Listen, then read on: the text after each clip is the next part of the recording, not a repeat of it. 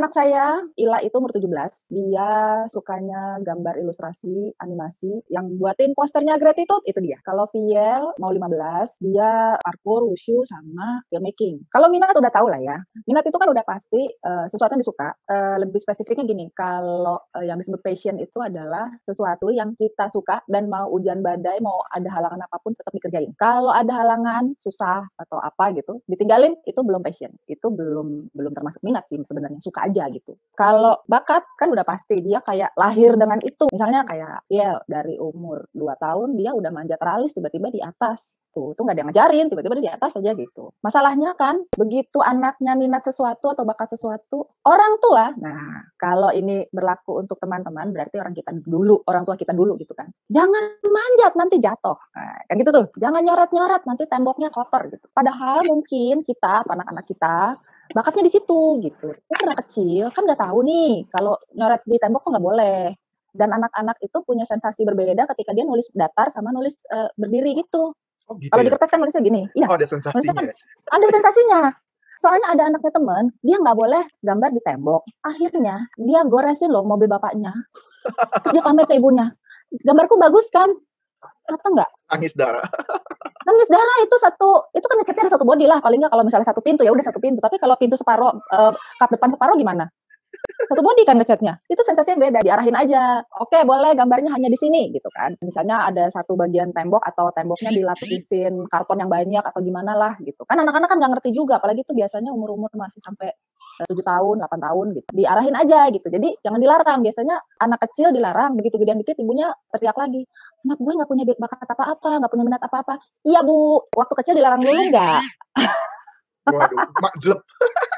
Oh saya sebagai mentor begitu. Kalau ngadepin orang tua itu, iya bu, waktu kecil anaknya kebanyakan dilarang nggak? Terus sekarang kan panik, kenapa nggak punya bakat minat? Coba ngaca dulu yuk. Coba ini teman-teman yang seumuran udah palingnya udah cukup dewasa lah ya, pasti kecil pernah ngalamin gitu. Zaman kecil nggak boleh dilarang melulu, begitu gede bingung, bakatnya apa ya, minatnya apa ya, itu satu, dilarang kan. Terus mungkin kurang diapresiasi, misalnya zaman kecil, gambar nih, dulu waktu kita kecil kan gambar tunjukin ke orang tua, gambarku bagus nggak gitu. Terus orang tua cuma, oh iya bagus, oh iya ntar ya, mama lagi capek, oh iya ntar ya, emaknya lagi nonton drakor gitu. Terus anaknya lama-lama percuma gue gambar nggak menyenangkan siapa-siapa ya udah nggak usah gambar lagi lah. Itu juga tuh memicu. Jadi kalau yang udah dewasa silakan mencari bakat dan minat sendiri masing-masing. Nah bakat dan minat itu juga mesti dicobain entah buat anak-anaknya teman-teman atau buat teman-teman sendiri. Kita nggak akan tahu dia bakat atau enggak kalau nggak dicobain. Misalnya Ila itu kan aku sampai nggak tahu dia bakatnya apa karena dia mencoba segala hal. Termasuk yang paling baru adalah dia minta beli mesin jahit.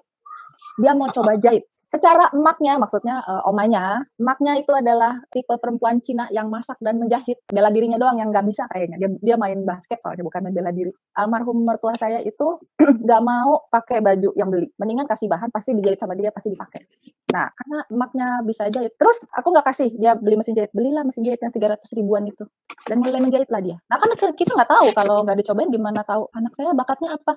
Udah dicobain apa aja? Belum coba apa-apa sih. Sampai Dulu sekarang banget ini sih. dia rajin jahit. Belum rajin, tapi karena di rumah ini prioritasnya tuh yang sudah ditekuni dulu gitu. Nah, Oh, kalau ada oke. waktu senggang baru yang nyobanya gitu. Karena yang udah ditekuni kayak dia lagi mau ikut kompetisi ilustrasi tuh berhadiah alat gambar senilai 5 juta. Idaman dia.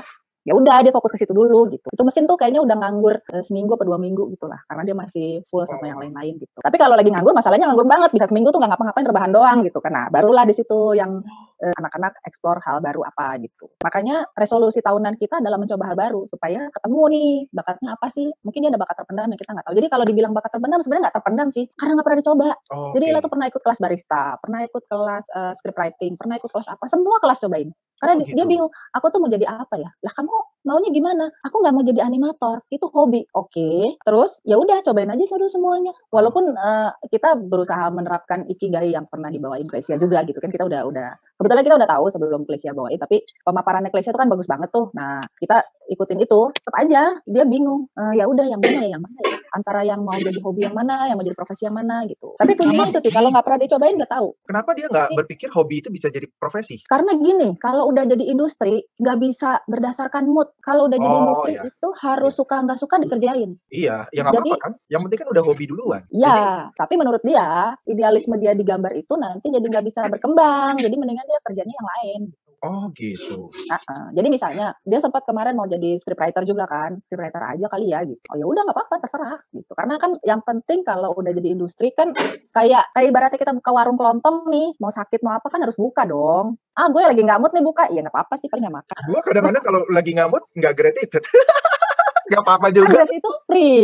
Kan berarti itu free. Oh Kalau iya. kan pelayanan beda. Kalau terapi ya jam 2 gue Nah, bangun kalau terapi gue terapi. Iya. nah itu maksudnya. Emang ada gini, sehari ini lagi nggak mood nih. Besok aja terapinya gitu. Terus nanti tersebar deh, terapi sama aku Abi mah gitu, mut-mutan dia, sama yang lain aja deh gimana ya. Iya betul. Sepi dong lapak. Kan itu konsekuensinya orang kerja cari duit kan gitu. Nah, dia tuh merasanya gitu. Tapi ya nggak apa-apa. Itu pilihan dia, yang penting dia bisa konsisten. Yang penting kan ketika kita berprofesi sesuai bakat atau minat kita itu kan ya komitmen, apapun yang terjadi ya mesti kerja gitu. Kecuali ya misalnya udah sakit lever gitu ya, udah sakit tipes ya udah sih istirahat dulu gitu kan. Tuhan istirahat di hari ke-7. Jadi harus ada istirahatnya. Mumpung kita di komunitas energi nih ya, Master Ko kan bilang, mungkin bukan Master Ko sih, entah siapa lah ya, mungkin Master Ko juga ngetik, energi akan terfokus kemana fokusmu berada, gitu kan, kurang lebih. Ya. Nah, yes. So, jadi kalau kita fokus sama anak-anak kita, kamu nih, gitu aja nggak bisa. Yang akan terjadi, ya udah anaknya emang nggak bisa apa-apa, Bu. Wow. Jadi kata-kata kita harus pilih ya, jangan sampai kata-kata kita malah mendiskreditkan dia ya. Nggak kata-kata doang juga sih, Be. Kalau ngebatin juga kan sama aja. Oh ya betul. Kan kita, mumpung kita di komunitas prana nih ya, kan kita ngebatin juga bisa. Jadi kalau kita ngebatin tuh anak gue, ini nggak bisa, itu nggak bisa, ya udah dia nggak akan bisa. Ini statement satu ini susah kalau diomongin di luar. Cuma di sini ya bisa. Iya. Kalau misalnya, aduh saya nggak bisa apa-apa, ya udah teman-teman nggak akan bisa apa-apa. Coba misalnya gini, aku kan nggak bisa ini, coba masak deh, coba apa, ya coba aja, nanti juga ketemu. Gitu. Misalnya pas waktu anak misalnya coba ngelukis waktu itu dulu pas awal-awal, dirimu kan mungkin ada selera juga. Nah dirimu ngarahin, oh yang ini lebih bagus, oh harus warna ini kayak gitu, atau gimana? Cara ngebimbing biar pas dia nemu nih lagi minat-minatnya, terus kita ngarahinnya bagaimana? Apa peran orang tuanya atau sebatas mana gitu? Kalau kasusnya anak kecil di bawah 10 lah gitu ya, apalagi yang masih umur 5 gitu. Yeah. Sekedar dipuji aja mereka udah senang. Wah bagus, kalau bisa detail misalnya gini, wah bagus warnanya biru gitu, atau wah bagus rumahnya besar gitu. Ada yang spesifik walaupun kita selihatan doang sih, nggak perlu kita mengamati gimana gitu, nggak perlu. Tapi anak-anak itu perlunya cuma apresiasi doang kok. Pokoknya bagus lah ya. Kalau udah lebih besar, udah di atas 10, itu udah bisa. Mulai ada improvement tuh. Misalnya coba deh rumahnya ditambahin apa, pohonnya ditambahin apa gitu. Jadi yang masukannya kita tuh udah bisa tuh ke situ kok. Tapi masukannya itu lebih ke saran atau kayak harus kayak gitu. Oh ini nggak ada nih misalnya. Saran dong. Itu kan pikiran dia. Iya dong. Oh. Misalnya gini, akan lebih bagus sebaiknya gitu-gitu. Tapi kalau kamu gambar mobil kok bannya kotak. Kita nggak tahu loh nanti 2030 mungkin mobil bannya kotak. Imajinasi dia kali gitu kan. Aku pernah nemu gambar anak-anak. Kan tahu ya kalau gambar kita SD tuh gunungnya 2, terus kan matahari gitu kan. Nah, ini enggak, nih gunung gini. Ini gunung 4 nih. Gunung 1 2 3 4. Terus mataharinya 3 begini. Oh, iya. Itu yang ngerjain anak umur 5. Masa kita ngebilang, "Nak, salah." Ya nggak begitu sih, cuman oke, ini mataharinya 3. Iya. Kenapa mataharinya 3? Kan kalau di luar panas banget. Menurut gue mataharinya 3. Ya terus, mohon maaf nih ya, ini kan lagi ngajarin gambar bukan ngajarin sains. Kalau ngajarin sains boleh. Nah, di astronomi, di tata surya, matahari kita 1, bukan 3 gitu. Ya nggak apa-apa. Tapi ini kan pelajaran gambar. Kalau persepsi dia begitu ya biarin. Kalau anak umur 5 ya nggak apa-apa lah ya.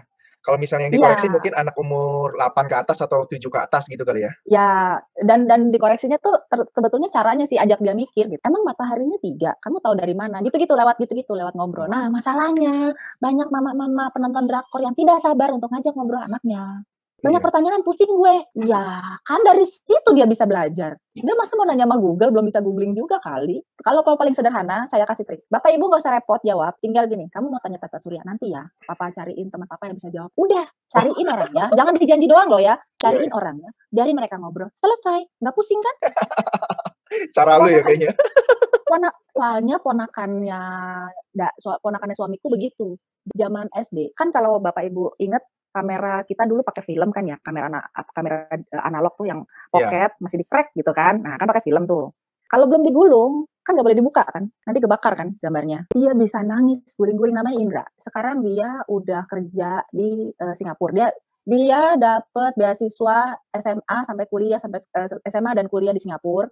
Dia juara 1 olimpiade matematika something se-Indonesia gitu-gitu. Itu berapa ya, 3 tahun berturut-turut apa gimana, pintar banget pokoknya. Tapi waktu Iya. SD, itu umur ya mungkin 8 apa 10, dia bisa nangis guling-guling nanya, "Kenapa film itu nggak boleh dibuka kalau belum digulung?" Nangis guling-guling, kita kan nggak ada yang tahu kenapa. Iya. Terus aku bilang, "Indra, yuk kita ke tukang cuci cetak film." "Ngapain tante?" "Kita tanya, kenapa nggak boleh?" "Nggak mau." Masa nggak ada yang bisa jawab? Nangis guling-guling. Ya udah, gue jabanin tuh. Ya udah, kamu maunya gimana? Ya aku mau tahu. Makanya kita ke sana. Tapi kamu mau tahu jawabannya, tapi kamu nggak mau ke sana. Terus kita gimana jawabnya? Terus dia lama-lama diem dan dia lupa sama pertanyaan itu. Oh, gitu. Ih, anak-anak cuma perlu digituin. Gak perlu dapat jawaban yang beneran. Cuman dia pengen rasa penasarannya dia itu tersalurkan. Udah itu doang. Jadi kalau misalnya nanya terus, apa sih kamu tanya-tanya? Iya, kan gue pengen tahu. Salah ya? Gitu.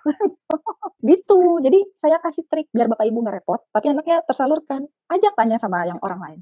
Sama kan kayak waktu itu anak Via nanya reinkarnasi segala macam. Oke, baiklah.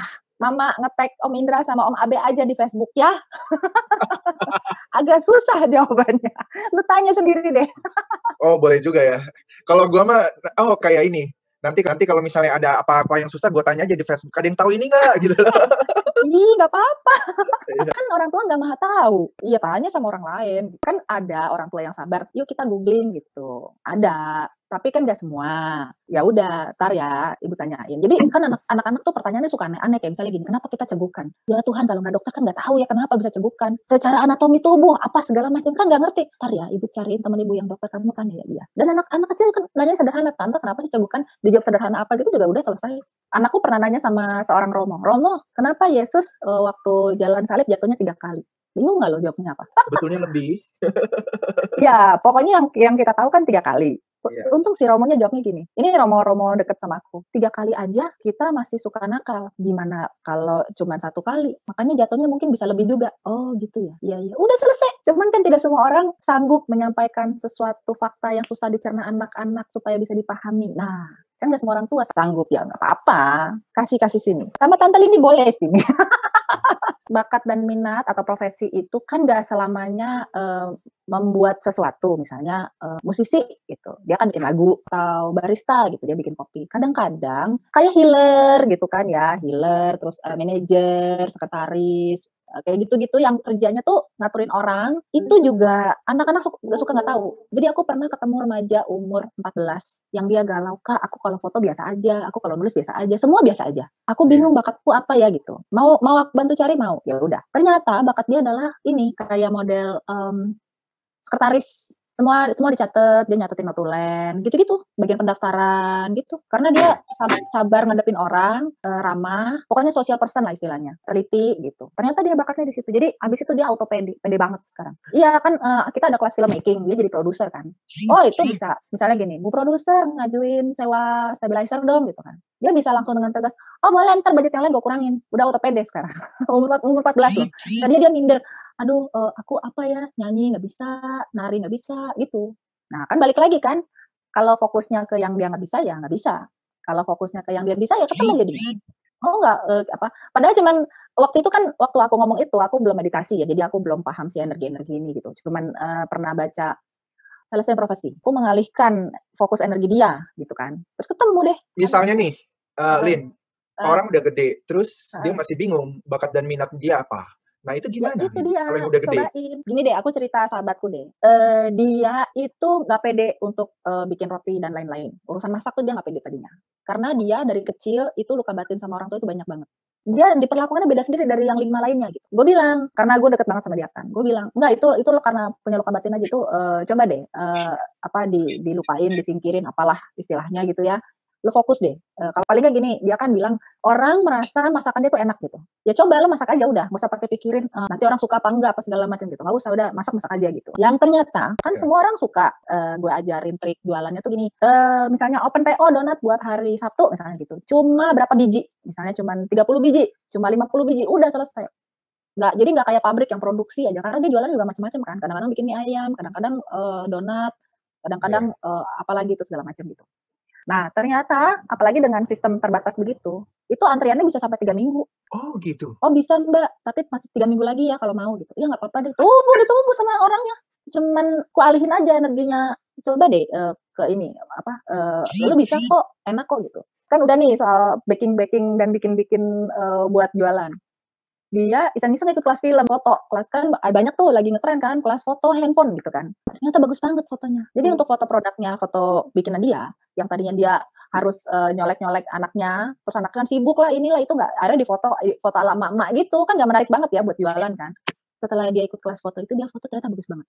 Dan dia bilang gini, gue nggak tahu loh kalau gue berbakat foto. Ya itu karena nggak pernah dicoba, jadi nggak tahu. Kuncinya gitu doang sih, cobain aja. Apalagi kalau kita udah dewasa gini kan ya, cobain dong pakai yang gratisan. Kan pasti ada trial atau minta ajarin temen atau apa gitu. Nah kalau mau serius ya modal dikit lah. Tapi untuk nyoba-nyoba kan kadang-kadang kalau buat anak-anak misalnya kita nih buat anak-anak kita atau kita kecil dulu diperlakukan oleh orang tua, baru nyoba terus les misalnya kan, ada uang pangkal, ada uang iurannya, baru sebulan 2 bulan bosan berhenti. Terus kita pindah lagi, dan itu terjadi sama saya. Waktu kecil tuh dimarahin mama dulu, kamu tuh les ini ganti, les itu ganti. Maunya les apa sih gitu. Dulu kan nggak ngerti, jadi kayaknya oh salah ya gitu kan. Begitu sekarang ya kenapa emak gue jadi ngomelin gitu. Karena abang tuh sekolah sepak bola dari SD sampai SMA. Jadi mama bangga sama si abang. Dan tidak bangga sama anak. Padahal cuma berdua bersaudara ya, aduh Tuhan. Anak perempuan yang satu ini akhirnya ya begitu, ya udahlah emang gak bisa apa-apa kali. Karena lesnya ganti-ganti, les keyboard, pokoknya les musik cuman berapa bulan berhenti.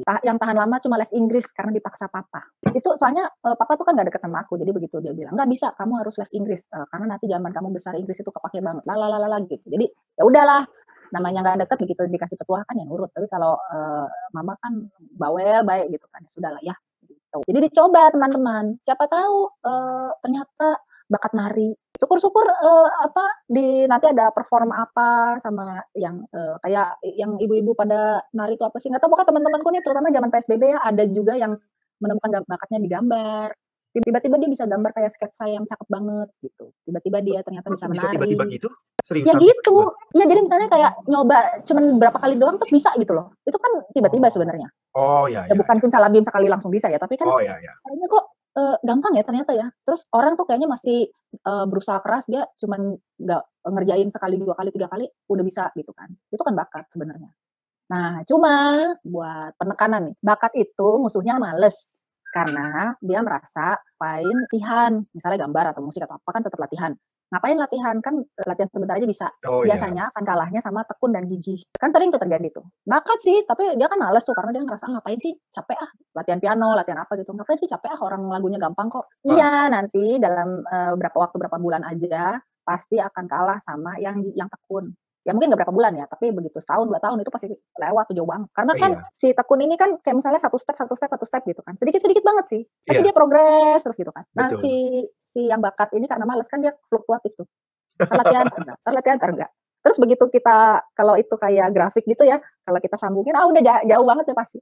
Mau nanya dong Mbak Lini, boleh. Kalau misalnya anak ya, thank you, anak itu males, memang males gitu orangnya, maunya main game gitu ya, terus memang minatnya cuma di game, nggak mau yang lain-lain, terus sama ya sering dimarahin juga sih sama orang tuanya gitu, kebenaran nih keponakan ya, jadi dia kayaknya jadi nggak naik kelas melulu itu jadinya, terus jadi kayak yang diem, terus karena sering dimarahin gitu. Nah untuk kembaliin normalnya mesti orang tuanya ikut program apa nih, ikut dengerin ini ya. Ya, sebenarnya saya ada 2 pertanyaan. Yang satu lagi yang adik saya kok bisa nggak ada minat orangnya. Terus kalau apa-apa apatis, pengen ini nggak ini deh katanya. Capek-capek ntar hasilnya dikit deh. Nah itu nggak ada minat banget. Terus bakatnya jadi nggak ketahuan juga. Itu faktornya karena dulunya papa terlalu galak atau gimana? Ya. Sering dimarahin kalau dia senang apa. Nah, untuk pemulihannya gimana tuh ya kalau yang udah dewasa? Oke. Untuk yang ponakan dulu ya. Umur berapa ponakannya? Umur sekarang sih 6 ya, 6-7 deh yang laki itu yang laki. Umur 6-7 gitu main game terus ya? Iya, dari kecil sih, dari umur berapa tuh main game. Tengah malam bisa bangun tuh ya, dia kan gamenya kan dulu digilir kan mainnya ya. Kan digilir. Dia bisa tengah malam dia bangun khusus buat main game karena kan udah pada tidur. Dia main game. Biar dia nggak diganggu sampai jam 2 pagi-pagi, jadi nggak bisa bangun sekolah. Di sekolah tidur jadinya. Ini berat banget loh. Berat ya? Mohon maaf ya, Ivon ya, sorry to say ya, tapi emang kata-kata andalan saya sih. Itu mamanya paham nggak ya kalau menikah itu kan berhubungan terus jadi punya anak. Anak itu keluarnya bukan dari daki gitu. Paham nggak sih kalau anak itu mesti diurusin gitu, bukan dijejelin HP doang. Iya, justru bukan Banyak dijejelin loh. HP, Oh, justru justru bukan HP itu Oke. bukan dijejelin Karena HP dia iya dianya yang rebutan gitu, dianya yang pengen main terus nonstop. Nah, Akhirnya sekarang sampai gini. disita gitu. Sekarang gini, asal mulanya si anak itu kenal HP dari mana? Lihat ibunya HP-an terus. Sepertinya gitu nonton drakor aja tuh. Ya udah itu kuncinya. Tipikal kok kasusnya itu sama mirip-mirip. Anak niru, anak itu kan peniru ulung. Mamanya HP-an, ya dia merasa HP-an. Anaknya lebih punya perhatian sama HP daripada sama aku. Ya aku juga perhatian sama HP. Jadi makanya dia rela bangun tengah malam untuk main game. Masalahnya orang tua yang kayak gitu, kalau kita tegur galakan dia. Jadi Iya kuncinya, betul, galakan dia. ya kuncinya di blessing aja, udah. Mau gimana? Kalau lagi gratitude, keluarga itu, bapaknya, ibunya, anaknya, di blessing, udah. Mau gimana? Pola asuh yang salah, tapi dia juga nggak memahami. Dan dia kan cuma fokusnya di drakor. Kita kan orang luar kan nggak berani dong ikut campur gitu ya. Iya, Tapi betul. ya kita juga ngelihatnya kasihan gitu. Paling saya suka kasih masukan-masukan. Oh ya kalau saya datang gitu, bikin apa ini apa? Oh pinter ya ini ya ini. Paling saya begitu suka men-trigger gitu Ya. gitu. Tapi Paling ibunya yang harus nyelesain. Paling Ivon bisa bantunya gini, pupuk kepercayaan si anak sama Ivon, nanti begitu udah agak besar, anak itu bisa diajak ngomong, anak itu akan kerjain sendiri. Paling nanti berikutnya masalahnya gini, dia dimarahin mamanya, kamu ngobrolnya kok ke sana melulu gitu, kamu nggak dengerin mama ya, lebih dengerin dia, ya paling masalah gitu doang. Soalnya anak di atas 13 itu udah fasenya lebih dengerin orang lain daripada dengerin orang tua, betul? Kita dulu begitu kan? Iya. Emang fasenya begitu. Terus kalau mau tahu bakatnya dia gimana ya? Kalau mau tahu bakatnya dia apa? Dia kan tangan kiri tuh. Tapi dia pinter loh. Saya tanyain, Christopher pengen punya mobil seperti apa? Dia bilang, oh dia bisa sebut loh Ferrari, ini gambarnya yang biru, bisa loh. Keluarin langsung dia, bisa. Tapi yang kayak gitu-gitu dia bisa, cuman bakat dia saya nggak tahu. Pertama gini dulu sih, kalau masih di bawah 10 itu bakat dan minat tuh masih ganti-ganti memang. Tapi kalau bakat, misalnya kayak soal manjat-manjat itu kan, Phil manjat-manjat. Ya dia kan karena manjat pertama aku diemin ya dia manjat terus. Jadi sampai sekarang dapat job stuntman segala macam gitu ya udah gitu loh. Gak pernah aku larang, karena kan aku juga mau tahu nih dia apa sih, dia ngapain sih ngerjain gitu kan. Jadi karena si Christopher ini, ibaratnya aku nganggapnya baru mau mulai dicari bakatnya di umur segitu, ya emang mesti cobain macam-macam sih, Fon. Soalnya kan kita nggak tahu. Jadi misalnya dia suka mobil, oke mobil. Untuk umur segitu baru mobil doang tuh udah bagus. Dia suka mobil, dia paham apa segala macam. Nah, coba diskusi dari situ aja, misalnya gini, emang kenapa sih Ferrari gitu? Masih aku nggak ngerti loh gitu. Biar dia cerita aja gitu. Kita cuma perlu mancing-mancing kok. Kenapa? Dia bilang mobil sport.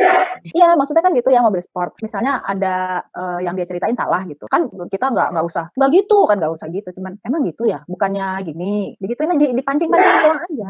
Cuma perlu sabar ngejabanin, oh dia butuhnya didengerin, diajak diskusi. Ya udah ikutin aja. Kayak Indra ponakanku itu juga gitu, ponakannya Dani itu gitu. Kita jabanin aja sampai berapa lama kemudian, Parku tuh cerita, Indra udah gak pernah kantor lagi gitu. Kok bisa ya gitu? Ya nggak tahu. Terus sama suamiku diginiin, itu kali sama Lini kan dijabanin, jadinya dia udah nggak tantrum lagi gitu. Dan emang sempat ada masanya, karena mereka di Bandung kan waktu itu. Ada masanya kalau apa-apa mamanya gini, udah tante Lini aja deh gitu. Ya udah dia telepon aku, tante Lini aku mau tanya. Ya udah apa? Ya udah aku jabanin aja gitu. Udah, jadi kadang-kadang tuh sebetulnya buat pemahaman kita yang orang dewasa, jawaban itu sebetulnya tidak selesai loh. Tapi begitu anaknya selesai dan ngerasa penasarannya, udah selesai juga gitu. Dulu kan mertua aku tuh pernah bilangin ke aku, kalau aku lagi cerita sama anak-anak kan masih pada kecil-kecil banget, umur 3 sama 5 kalau nggak salah. Menurut aku sempat gini, kamu tuh kalau ngejelasin ke anak jangan terlalu detail, nanti pertanyaannya nggak habis-habis. Aku diemin aja, jadi aku terus kalau anak-anak mau ngajak ngobrol, aku ajak ke kamar, ya udah terus cerita. Ya begini begitu, pokoknya dari mana nanti ujungnya bisa kemana lagi gitu, dan bisa nggak selesai memang. Iya sih. Padahal itu juga bukan aku doang yang ngejelasin. Kenapa? Kalau orang tua tuh hanya cuman tugas selesai udah, dia nggak pernah perhatiin perasaannya. Saya setuju juga sama yang keras, tapi keras itu keras apa dulu? Kadang-kadang orang tua tuh keras suaranya doang, ngomel aja, bukan keras konsisten. Kalau saya keras konsisten, enggak. Mau lo nangis guling-guling bodo amat. Tapi saya nggak pakai teriak-teriak. Nah, ada orang yang keras kayak ini, kayak lagi di ospek, Pak. Tahu kan mama yang teriak-teriak aja gitu. Kalau mamanya teriak-teriak aja, anaknya lama-lama kebel. Mak gue teriak-teriak doang, bodo amat. Nah, itu yang membuat anak itu gedenya jadi abai, ignorant. Gak peduli sekitar, gak peduli orang lain gitu. Karena dia merasa gue aja gak ada yang peduliin kok, ngapain gue peduli sama orang lain. Saya setuju juga keras. Emang harus pakai ngomel-ngomel, sementara mungkin penegakan aturannya abu-abu gitu. Maksudnya kayak double standar. Sekarang boleh, besok nggak boleh gitu. Karena ILA itu ADD, itu gangguan konsentrasi. Jadi masalahnya adalah dia kalau pindah fokus, teralihkan perhatiannya, distract gitu. Kalau teralihkan, nanti dia untuk kembali ke fokus semulanya tuh setengah mati. Maka saya ke psikolog. Ke psikolog pertama kali, ini berkaitan sama tadi Ivon bilang orang tuanya harusnya belajar gitu ya. Pertama kali hasil observasi adalah, itu kita 3 jam loh. ILA sendiri 1 jam, orang tua sendiri 1 jam, anak dan orang tua diamprukin 1 jam. 3 jam kami diobservasi, hasil kesimpulannya adalah, Bu, ini adalah misparenting. Ibu salah jadi orang tua. Ada berapa persen orang tua yang mau diomelin sama psikolog kayak gitu? Kalau ibu mau anaknya berubah, ibu berubah dulu. Kalau kita yang ngomong ke orang lain, capek lu, gue emaknya, gue lebih paham. Pasti gitulah. Karena saya ke psikolog atas kemauan saya sendiri, ya masa saya nggak ikutin, ya ikut lah. Itu kirain udah kan, terus saya dikasih PR banyak banget. Jadi saya tidak disarankan untuk pergi ke terapi ini, terapi itu, segala macam. Tapi semua terapi untuk ILA itu saya yang kerjain sendiri. Jadi saya nggak akan ketergantungan sama terapis. Oke, kerjain dong. Ibu, 3-4 bulan kalau nggak ada perubahan kembali. Iya. Terus saya lapor, nggak ada perubahan Bu. Oke, kita bikin janji lagi. Oke, kembali. Pertemuan kedua, sama. Ibu salah ngerjain PR. Orang tua mana yang mau begitu? Demi anaknya lu mau berubah nggak? Adiknya berapa, Fon? Udah 30-an. Udah gede sih, ini aja. Mulainya mungkin gini, dari yang Ivon minat juga. Ikut ini yuk. Cobain aja dulu, siapa tahu seneng gitu. Awalnya dari kayak gitu, diajak. Karena kalau cuma disuruh nanti nggak jadi juga. Tapi ini anak punya bakat melukis. Tapi sampai sekarang jadinya kayak yang orang nggak berani berbicara, gimana sih? Nggak berani ngomong apa-apa. Minat kagak ada, ini kagak ada. Karena terlalu protektif apa gimana ya? Jadi gini, mungkin ibunya tuh karena OCD dan dia nggak sadar. Orang OCD tuh kan dia nggak sadar kalau kelainan dia yang semua harus lurus, harus rapi. Jadi kayak misalnya sendal nih, kan sendal di rumah kan suka berantakan gitu ya. Itu satu rumah bisa kena tuh kalau sendalnya nggak jajar-jajar rapi misalnya. Dia nggak sadar perilaku dia mengganggu orang. Dan itu emang agak susah ya, kecuali ada yang ngasih tahu, kamu tuh kan OCD.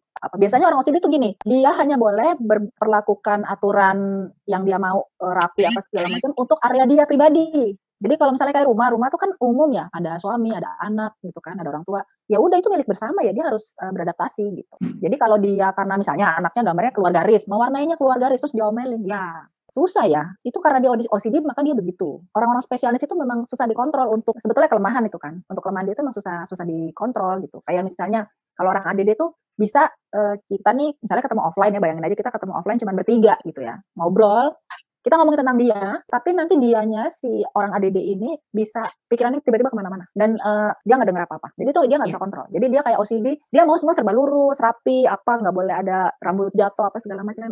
Dia nggak bisa kontrol. Tapi kesian banget anaknya ya.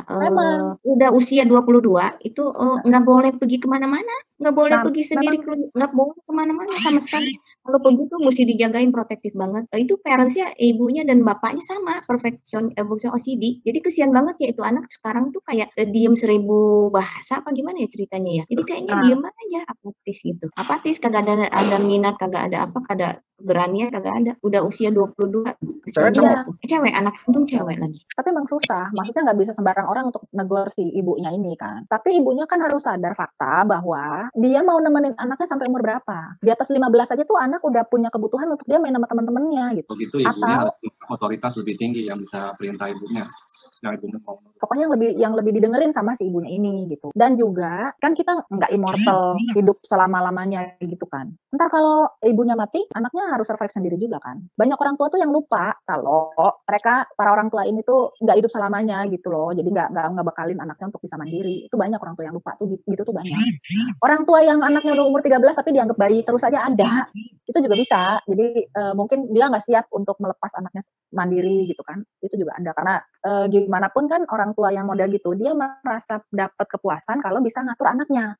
Jadi itu setengah mati untuk menerima fakta, oh ya anak gue udah besar, dia mungkin udah mulai dating sama orang, dia perlu gaul sama teman-temannya segala macam, itu susah banget, karena itu kayak menyakiti. Aku sudah tidak dibutuhkan oleh anak. Dan lagi-lagi ujungnya di blessing aja. Ya, Be? Iya dong. Aku nyimak, karena kalau urusan anak, aku mesti belajar banyak.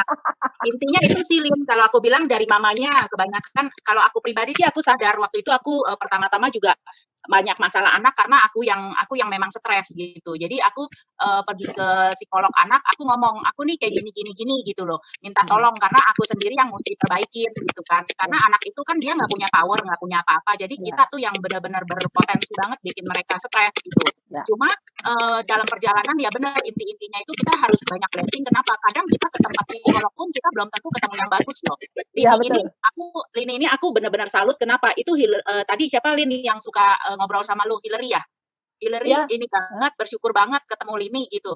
Aku dulu nggak ketemu Lini, masalahnya aku pergi ke psikolog, ke psikiater, terus psikiaternya malah bilang gini, Bu, jangan curhat Bu, katanya. Hah? Gue bingung kan, Hah? Lu dibayar buat dicurhatin?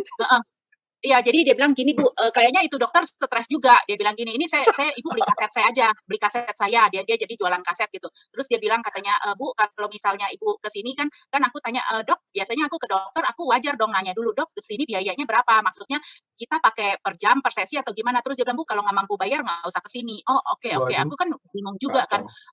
Kan nggak pernah pergi kan. Itu bukan psikolog kali, psikiater kali. Kayaknya psikiater mungkin, gue nggak ngerti deh kan juga saking stresnya gue bingung gue mesti kemana ya, psikiater, psikolog apa siapa gitu, gue bingung. Apa bedanya? Kan, pokoknya beda, psikiater yang pakai obat ya Lin kalau nggak salah, yang psikolog yang ngobrol-ngobrol ya kayaknya. Jadi dalam perjalanan gue nyari terus. Nah itu yang dibilang blessing itu paling penting. Kenapa? Kita kadang dalam pencarian kita belum tentu ketemu orang yang cocok, malah kadang ada yang malah tambah menyesatkan. Itu yang paling penting. Makanya doa itu paling kayak membuka jalan kita gitu loh. Tapi kalau misalnya yang ketemu yang itu yang tambah ngacoin ya gimana ya, gue anggap itu sebagai perjalanan juga. Jadi tambah maksudnya jadi ngerti, oh ternyata orang tuh nggak semuanya ini. Kalau kita mau berobat pun nggak pasti langsung dapat dokter yang bagus. Makanya orang bilang kan perlu ada kayak ibaratnya kayak penolong lah gitu loh, kayak buka jalan gitu, dokter ketemu yang bagus gitu kan. Nah itu penting banget. Intinya udahlah, bener lah kata Lini, blessing aja. Pokoknya tiap malam ada blessing ikut, terus ada gratitude ikut. Bener loh, itu narik vibrasi banget. Karena kita kalau lagi stres, jujur aja, kita vibrasinya nggak bagus, energinya nggak bagus. Jadi ketemu orang juga, ya tahu sendiri lah yang kayak begitu gitu loh. Yang kayak waktu kita stres gitu kan. Nah soal anak juga kalau aku bilang, Lini itu kan orang malam, aku orang pagi. Jadi Lini nanganin anak, sabar. Aku nanganin orang tuanya. Karena memang itu Lin, jujur aja kalau aku lihat dari anak-anak yang masalah, orang tuanya itu yang pasti yang stres, yang ada masalah. Dan orang ada masalah itu pasti dia galak. Karena dia merasa gini, gue aja udah capek gitu ya. Lu enak, anak maksudnya nggak usah kerja. Nah gue harus kerja. Mereka pikirannya gitu Lin. Jadi gue melihat dari dari sudut gue gitu. Gue bilang, waktu gue stres, gue kan merasa begitu. Gue capek tahu harus kerja. Lu kan nggak harus kerja gitu. Padahal kan anak-anak juga punya masalah sendiri sih di sekolah, dia sama teman-temannya dibully lah atau apalah, kita nggak ini juga, apalagi dalam masa pertumbuhan kan kita orang tua lebih bisa mikir gitu. Mereka kan dalam masa hormonal juga nggak ini ya. Waktu umur, pokoknya begitu dia bisa pegang pensil kan pertama begini tuh, terus lama-lama pegangnya begini. Pokoknya segala sebelum dia bisa beneran pegang gimana gini kan bentuknya ya. Nah, itu dia gambarnya benang kusut, tapi dia bisa cerita ini apa gitu. Nah, datang dong mertuaku, wah gambar benang kusut. Rasanya aduh Salma. Padahal itu buat itu loh Lin, buat healing loh. Gambar benang kusut tuh healing loh. Kita bisa kan udah gitu umur 2 tahun juga. What do you expect sih ya? Anak umur 2 tahun bisa gambar muka gitu. Oh wow, luar biasa ya gitu kan. Gua aja yang udah tua gini gua gambar benang kusut. Nah, terus udah jadi aku diemin aja. Pokoknya aku bilang, oh enggak bagus kok, mak kan nggak ngerti. Aku paling gitu doang.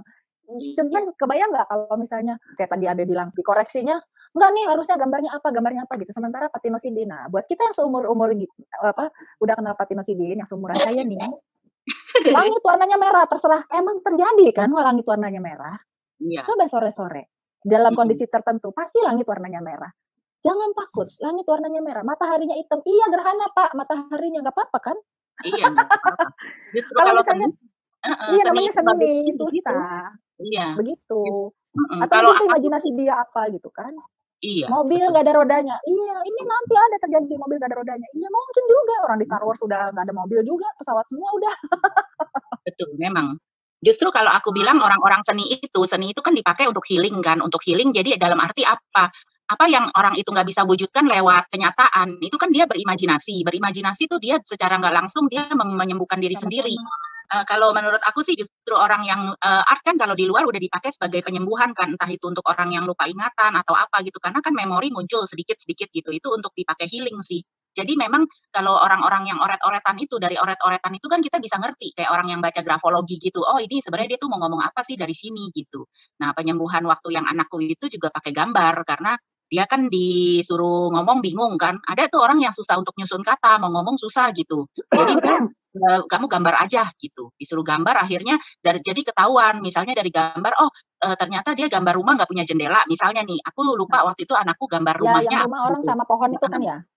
Ya, nah gitu udah akhirnya dari situ ya, jadi dia bisa kebuka komunikasi sama si psikolog anaknya itu, jadi dia bisa ditanya, ini kenapa kamu gambar gini, nah kan dia bisa ceritain kan, oh aku maunya gini gini gini, dari situ kan kegali, oh ya udah berarti dia tuh ada keinginan seperti ini seperti itu gitu.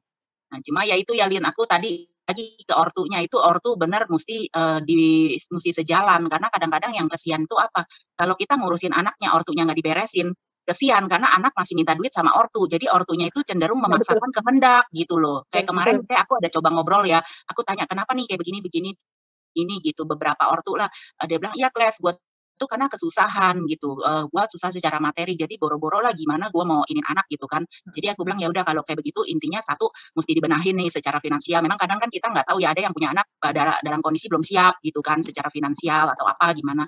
Sedangkan mentalnya mungkin nggak begitu ini gitu strong gitu. Kalau ada kan beberapa yang walaupun kayak gitu tapi tetap dia bisa mandu anaknya gitu. Tapi kalau yang nggak kuat kan akhirnya dia stres sendiri, ya gitu dia kerjanya lari ke satu hal yang bikin dia kayak pelarian, entah itu gadget, entah itu apa. Akhirnya kan karena orang tua lebih dominan, lebih kuat secara energi, secara apa, akhirnya anaknya mau nggak mau ngikut gitu loh. Dan kalau mau diberesin, ujungnya itu yang penting. Kalau misalnya anaknya kadang udah diberesin, kasihan orang tuanya nggak itu, anaknya suka diomelin juga, kamu gini gitu.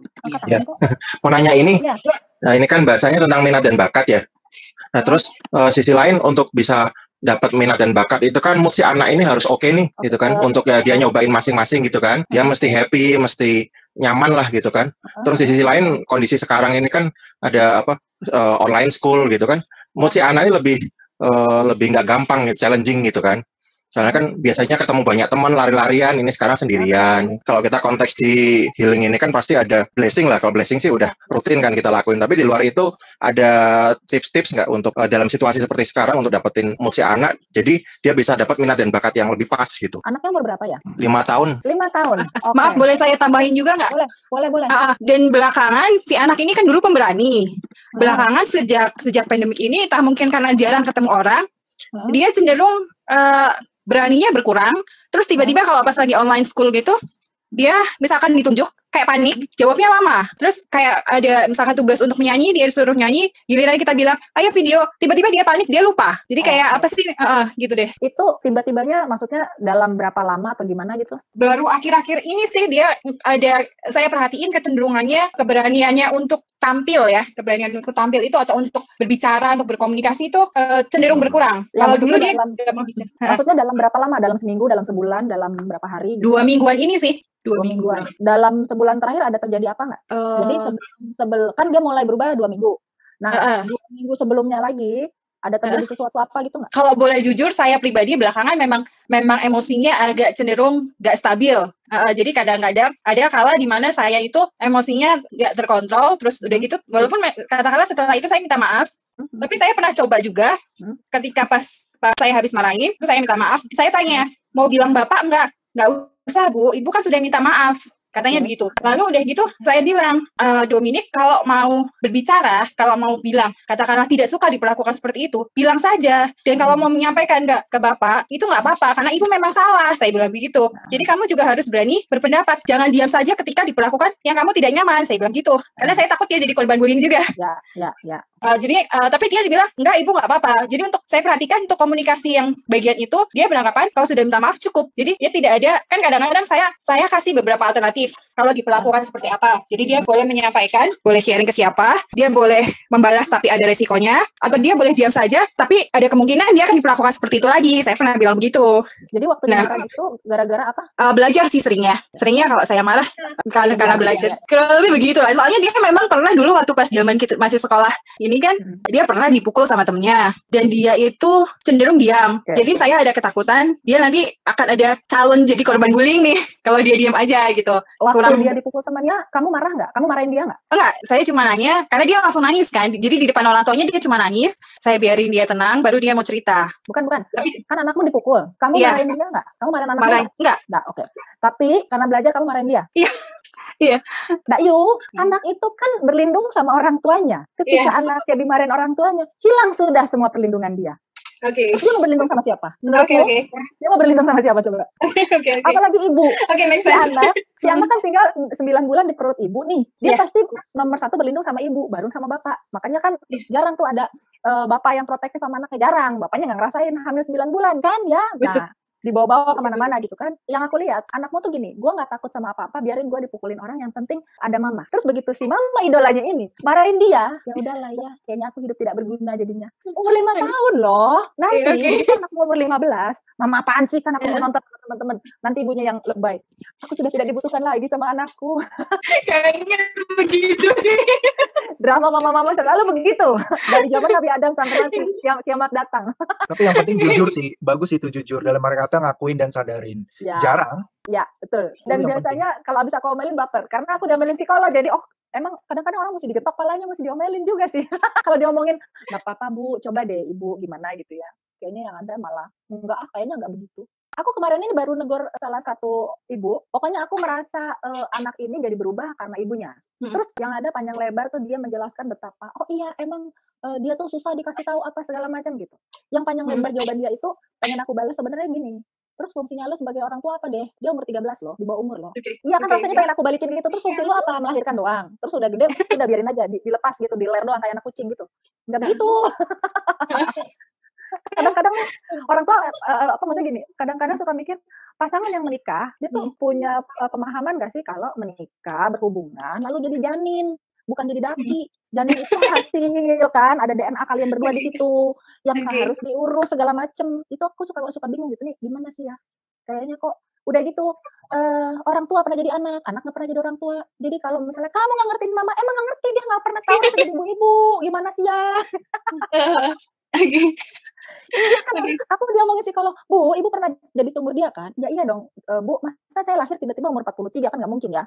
Nah, kalau Ibu pernah jadi seumur dia nggak pernah jadi umur 43, Bu. Ya juga sih. Ya udah, Ibu ngertiin dia. Oh ya udah. Jadi gitu anakku tuh ada masanya tuh kalau sebel sama aku, kalau aku ngomongin gini, Ibu kan pernah seumur kamu, Ibu tahu lah kamu akal-akalannya kayak apa, triki-trikinya kayak apa, mau bohongin Ibu kayak apa, Ibu tahu, kamu nggak bisa. Itu mereka sebel. Kalah jauh lah sama mamanya. Mamanya bekas preman, aku nggak bisa bohongin mama, sedih deh. Untuk pertanyaannya tadi perihal tips untuk masa pandemi gini, untuk ngadepin percaya dirinya si anak itu gimana? Cuma perlu bonding ulang aja sama anakmu. Kalau masih kecil, masih di bawah 10 gitu ya, bonding ulangnya tuh gampang. Masalah yang udah pernah kamu omelin itu nggak usah diungkit-ungkit. Kayak nggak ada apa-apa aja gitu. Tapi kamu perhatian lagi kayak dulu. Terus berhenti ya, bukan dikurangi. Berhenti marahin itunya. Karena dia perlu percaya lagi. Yang paling susah dalam hidup adalah mengambil kembali kepercayaan orang. Orang pernah percaya, terus pernah dipatahin, terus harus percaya lagi. Itu kan yang ada, really, serius lah, gue harus percaya lagi sama lo, gitu kan. Oke. Aku, cie. Kamu benar merusak kepercayaanku.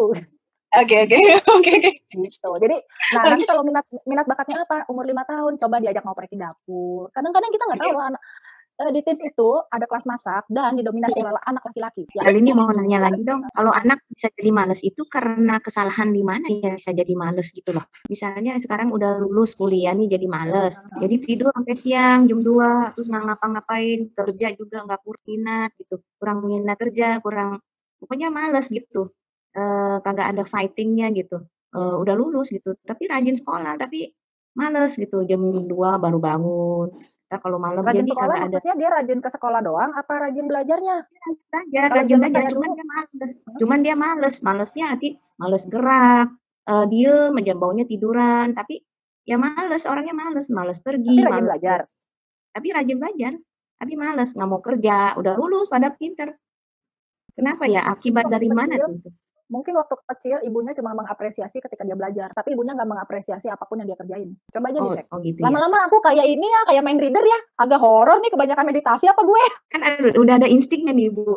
Aduh, agak horor jadi kayaknya. Coba dicek deh. Mungkin dia kalau papanya gimana? Pengaruh papanya gimana? Kalau papanya ya terlalu nggak tahu, pokoknya nggak tahu bapaknya ibunya. Pokoknya waktu dia zaman sekolah, dia selalu dipuji kalau dia rajin belajar, rajin sekolah. Tapi kalau dia ngerjain yang lain-lain tuh nggak pernah dipuji, nggak pernah diperhatiin. Coba dicek. Tapi kan kalau udah lulus kan harus kerja. Kenapa dibiarinin aja lagi? Ya karena kan dia nggak pernah dapat apresiasi, jadi dia nggak tahu gue harus ngapain. Karena yang dia tahu adalah kalau belajar puji papa mama. Nah, ketika masa belajar udah, apa dia mau S1, S2, S3 belajar terus umur hidup gitu, nggak kerja. Karena dia nggak tahu bahwa ada hal lain yang bisa dia kerjain gitu. Karena mungkin apapun yang dia kerjain waktu kecil itu nggak dipuji sama orang tuanya, nggak dihargai gitu. Tapi kan dia harus cari uang buat diri sendiri, gimana itu? Kan pemahaman kita, pemahaman dia nggak begitu. Coba dicek. Dia nggak kebayang pasti emang harus kerja ya. Kerja tuh ngapain? Terus apa? Nggak tahu. Deritanya susahnya cari duit sama orang tua gitu. Berarti salah orang tua juga ya. Jadi minta terus dikasih terus ya dia. Iya sih. Sebenarnya gini, kalau kenapa misalnya ada yang protes ya. Kenapa sih selalu orang tua dimarahin? Aku cuma mau tanya gini. Ini anak nih dari brojol ya, sampai dia keluar rumah, entah dia hidup sendiri mandiri atau gimana. Itu yang ngurusin siapa? Pembantu atau ibunya, ya orang tua lah gitu kan. Kadang-kadang ada yang bapaknya kerja di rumah, ibunya kerja di kantor, kan ada juga jadi deketnya bapaknya ya. Itu dapatnya dari mana? Itu doang sih pertanyaannya. Jadi kalau ada orang tua yang nggak mau disalahin karena itu adalah kontribusi orang tuanya membuat anaknya jadi nggak baik misalnya gitu kan. Coba aja dicek selama sekian belas tahun, selama 20 tahun, apa yang terjadi di rumah itu? Emang anak itu hidup sendiri? Emang begitu brojol nih ditaruh di pinggir jalan, ntar dia gede sendiri kayak pohon pisang gitu? Kan nggak begitu. Pohon cabai gitu ditebar aja bibitnya di pinggir jalan, ntar juga tumbuh sendiri. Kan nggak begitu prosesnya. Jadi ya agak bingung sih kalau orang tua nggak terima, disalahin, disuruh koreksi gitu. Bukan salahin sih, dicoba deh introspeksi diri sendiri dulu gitu, nggak terima, agak bingung sih aku. Yang gedein anaknya siapa? Kucing. Bisa jadi begitu karena orang tua juga. Ya kan karena orang tuanya. Belum lagi misalnya kayak Kesia tadi, aku mau ini ikut temennya misalnya kan, temennya misalnya les dance misalnya gitu kan. Aku mau les dance juga, terus ibunya nggak kasih gitu. Terus itu salah siapa? Salah temennya yang ngajakin les dance itu. Kan apalagi selama kamu masih minta duit sama mama, jangan macam-macam. Oke, baiklah. Selesai ceritanya. Tapi kalau anak nggak disuruh kerja juga jadi pengemis ya, terus sampai umur berapa ya? Ya itu mah, ya udah. Dan giliran minta yang besar sama anaknya. Ntar kalau minta yang gede-gede mau ganti HP, nggak ada duit, dimarahin dia. Ya kan si anak ini pasti mental pengemis, ya kesian juga. Nah, soalnya si anak ini nggak paham bahwa ganti HP misalnya, untuk bisa ganti HP, dia harus kerja, cari duit. Kerja itu susahnya kayak apa? Mereka tuh nggak paham aja gitu, bukan nggak mau. Emang begitu ya prosesnya gitu loh. Karena kebenaran yang dia tahu di dunia dia tuh yang kayak terjadi di rumahnya gitu. Jadi begitu dia keluar rumah, dia melihat dunia ini, wow ternyata dunia ini tidak seindah di dongeng-dongeng gitu, tuh shock gitu. Aku gini amat sih dunianya. Enggak lah, balik lagi ke dalam rumah deh gitu. Begitu karena terjadi. Iya, bisa terjadi. Jadi ada mentalnya jadi nggak kuat ya. Ya begitu. Orang itu kalau saya sih menyebutnya orang tuanya memang menginvestasikan penderitaannya sendiri. Itu kan investasinya orang tuanya. Kan kalau kita kenal tabur tuai ini ya, karena kita di komunitas pelana, kita tahu tabur tuai. Nah, mamanya kan menabur begitu tuh. Ya udah, mamanya menuai begitu juga. Terus mau bilang apa? Ya udah, kita orang luar mah blessing aja udah. Ujung-ujungnya blessing aja udah. Kalau dulu dulu saya sebelum ikutan meditasi gitu kan kayaknya cranky gitu sama dunia gitu. Aduh ilah, dunia jalannya begini amat sih, ajaib banget sih, apa sih, jadi galau, akhirnya saya jadi tantrum sendiri, jadi cranky sendiri. Bisa susah dapat jodoh juga ya Bu ya, Bu Lini, bisa susah dapat jodoh juga ya. Sekarang pertanyaan saya, calon mertua mana yang mau dapat mantu nggak ngerti kerja? Ibu mau dapat mantu kayak gitu? Yang enggak. Nah iya. Ntar lu kawinin anak gue, lu kagak kasih dia makan, terus dia minta makan sama gue, terus fungsinya lu apa deh sebagai suami? Ya fungsi cari yang bagus ya. Kan otak kita merekam nih apa yang terjadi sepanjang hidup kita nih gitu. Jadi kalau kita taunya misalnya nggak perlu kerja keras karena semua disediain mama, ya itu yang akan terjadi gitu. Dia nggak paham bahwa dunia jalannya nggak begitu, dia nggak paham, tapi yang dia tahu tuh begitu. Kayak terkungkung gitu ya? Iya, karena dia nggak tahu. Dunianya sempurna dalam katak jadinya apa? Taunya cuma sekeliling rumah. Bahkan ada teman saya, anaknya tuh nggak pernah dimarahin, semua benar, boleh kok, semua boleh, semua benar gitu. Terus saya bilang, ini anak nanti gede kalau ketemu orang, misalnya udah umur 20 gitu ya kan, pergaulan dewasa gitu kan, itu bisa berantem kali sama temennya, bisa nggak dapet temen malah. kok lu aneh sih? Kan nggak begitu. Enggak, emang begitu harusnya gitu. Karena pemahaman dia yang dia tahu tuh begitu. Dia nggak pernah dikoreksi sama orang tuanya sekalipun gitu. Jadi saya pernah tanya sama ibunya, "Itu kan anak lu salah, nggak lu kasih tahu, biarin aja ntar juga dia juga tahu sendiri." Aku kan bingung ya, anak umur 11 tahun nanti dia tahu sendirinya dari mana deh? Itu sama kayak orang doa, "Tuhan, saya butuh duit." Terus ada nih orang datang lagi, orang atau temannya datang ucuk-ucuk gitu kan, "Kamu mau kerjaan nggak?" "Nggak ah." "Oh ya udah." Terus nanti dia komplain, "Tuhan, saya kan udah minta butuh duit, kok Tuhan nggak kirim?" Yang tadi orang datang ke tempat lu mau kasih kerjaan, lu tolak tuh apa? Kan sama aja begitu.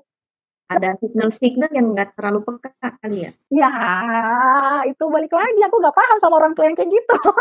Maksudnya nggak pahamnya tuh gini, dia tuh membayangkannya apa sih, karena ada saudaraku, mereka menikah dan mereka berencana untuk tidak punya anak. Karena menurut mereka kalau punya anak itu nanti, mereka nggak bisa punya duit banyak, nggak bisa keliling dunia, gitu-gitu.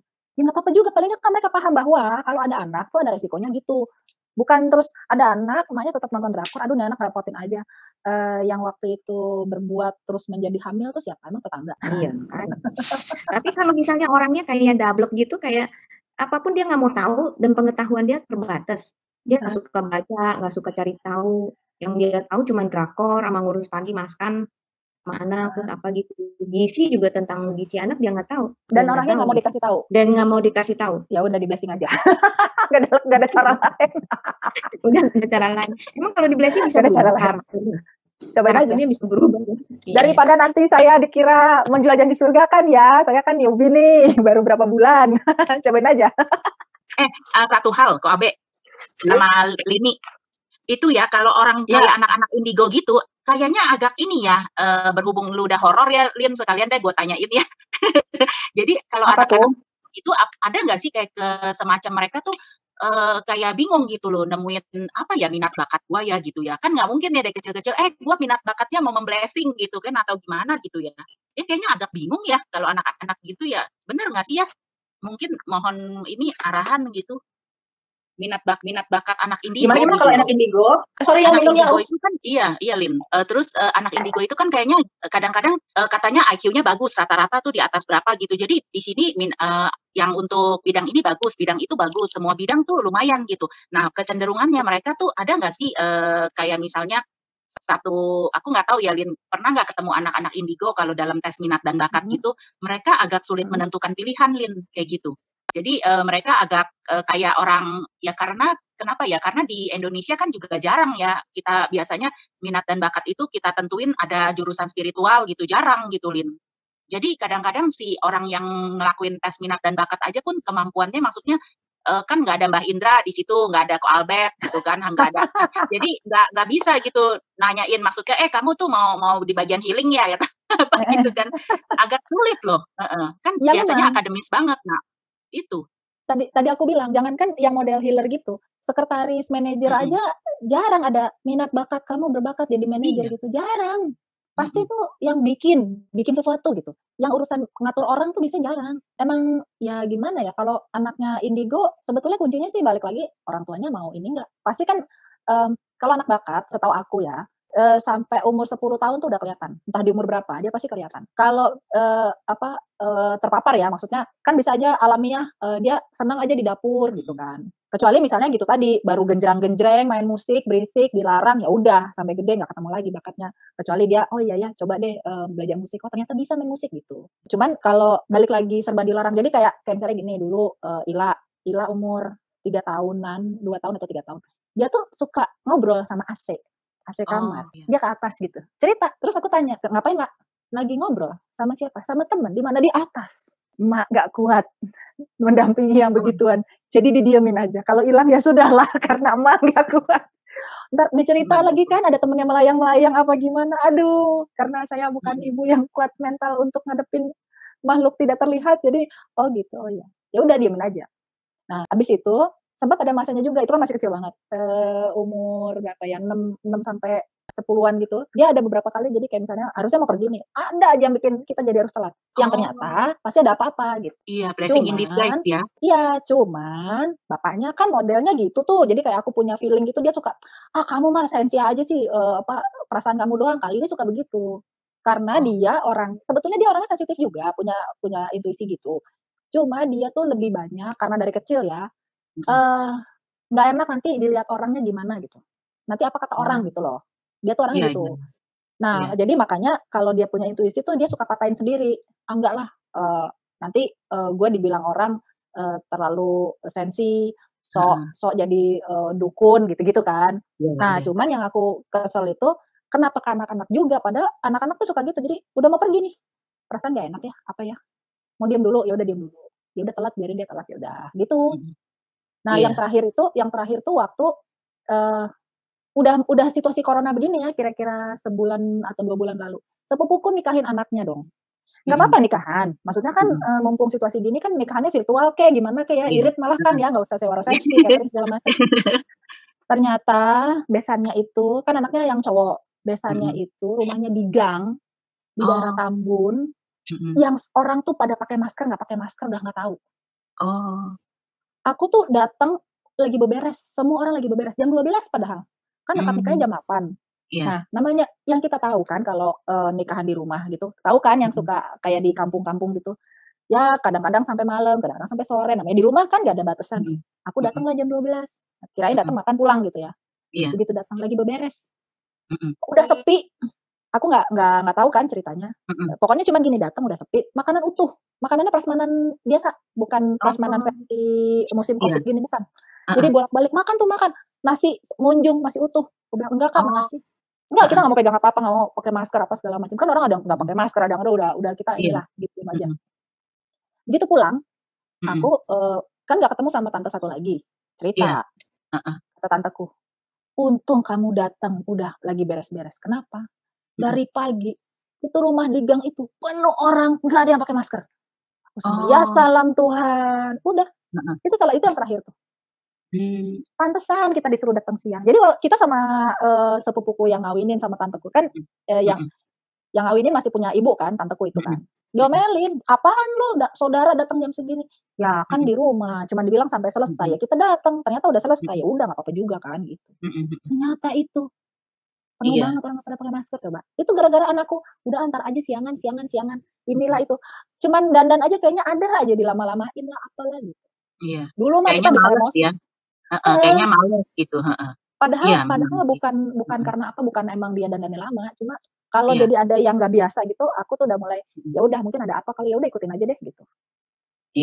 Ternyata kalau kita lewatnya lebih awal kena kecelakaan.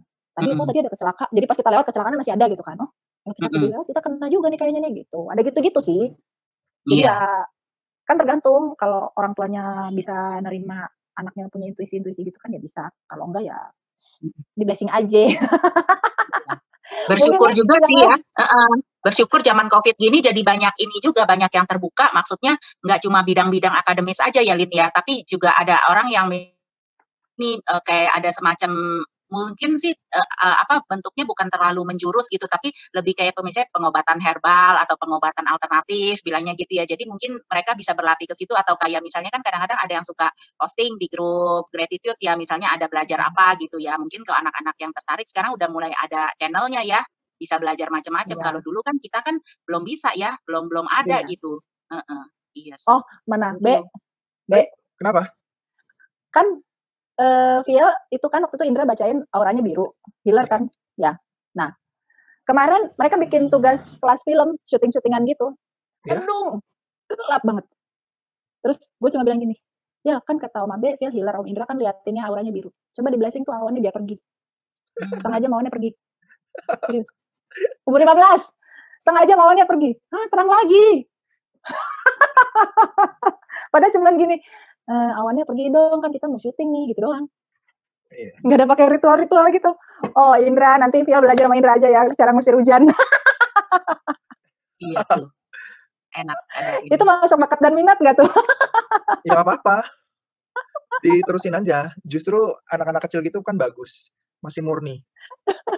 Iya tuh teman-teman tuh, itu kejadian baru hari Senin. Hari Senin kalau nggak salah. Terus hari Selasa mendung lagi, tapi terus langsung hujan gede. Jadi baru mau bilang di blessing, aku udah keburu hujan Bu, ya udahlah, biarin aja hujan deh. itu nanti ini Lin bisa sesama ini searching deh sekarang di Google, mereka ada perkumpulannya. Temanku kan juga gitu. Jadi istilah singkatnya bilangnya pawang-pawang gitu kan. Sebenarnya bukan khusus pawang, mereka pasti punya kemampuan beberapa, cuma mereka suka saling punya komunitas untuk saling berbagi gitu. Jadi kata temanku gitu, dulu kan kita waktu di UI sering ada kayak misalnya mau bazar gitu ya, nah panggil dia kan, tolong dong supaya jangan hujan, karena kita kan tenda-tenda semua kan gitu.